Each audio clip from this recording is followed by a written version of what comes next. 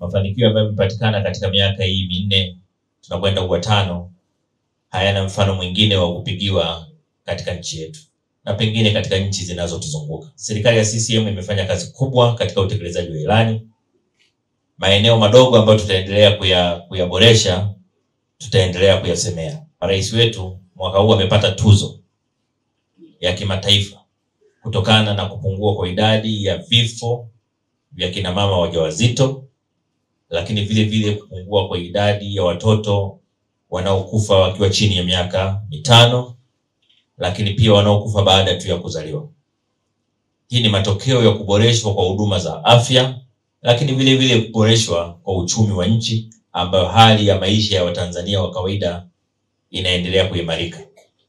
Ni wazi kwamba dawa na matibabu ya hospitali pia vinaambatana na lishe ambayo wanapata Watanzania, na huwezi kuwa na lishe bora kama una uchumi mdogo.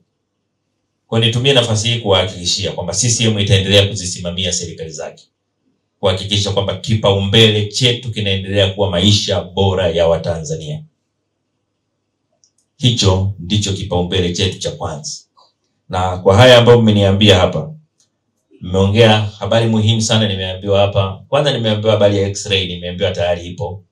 Wanakamilisha tu jengo alafu changamoto itaondoka. Kwa hiyo Mheshimiwa Mbunge, jambo lako limezingatiwa. Lakini nimeambiwa pia changamoto ya umeme. Nimeambiwa kuna changamoto ya mkandarasi kumaliza kwa sababu ya mapungufu ya fedha. Sasa sina hakika, nimeambiwa anadai bilioni 1.5, ni mwingine nimesikia amesema bilioni 1.8. Sasa sina taarifa hizi na sijaelewa ipi ni sahihi zaidi. Lakini nadhani muhimu ni kusema tu kwamba kwa kuwa mbunge ameniambia kwamba ahadi hii imetoka tangu mwaka jana mwishoni, na sasa huu ni mwezi wa 4. Kwa hiyo nitoe tu, sio wito tu. Nimeambiwa Wizara ya Fedha ndio inahusika na kulipa, au sio?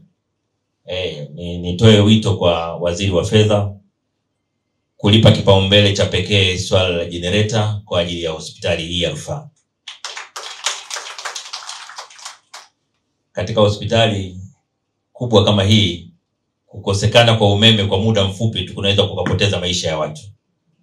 Kuna watu wengine wanakuwa wako kwenye mashine ya oxygen ambayo ukiizima anaweza akapoteza maisha yake. Sasa haipaswi hospitali kama hii kwa wakati wote iwe haina umeme. Kwa hiyo namuomba Waziri wa Fedha kokote aliko ajue kwamba wakati bunge likiendelea, basi angalau katika wiki 2 hizi 3 hizi fedha zifike hospitalini hapa na zoezi hili likamilike. Na Mheshimiwa Mkuu wa Mkoa, mimi nitakupigia simu baada ya wiki 2 kuuliza kama hizo fedha zimefika. CCM oye! Lakini wahakikishie pia yale mambo mengine yanayohusu kuendelea kuboresha hospitali yetu nitayafuatilia kwa karibu. Mheshimiwa Katibu Mkuu, karibu sana kwangu hapa. Tumeijenga hiyo hospitali kwa muda mrefu na tunatoa shukurani nyingi sana kwa awamu zote. Awamu ya 5 na awamu ya 6. Hasa ya 6 ndio imeweka fedha nyingi mpaka tukaanza kutoa hizi huduma. Malengo yetu, na naibu waziri yuko hapa, tumeomba kwamba kile chuo cha Mwalimu Nyerere hii iwe ni teaching hospital.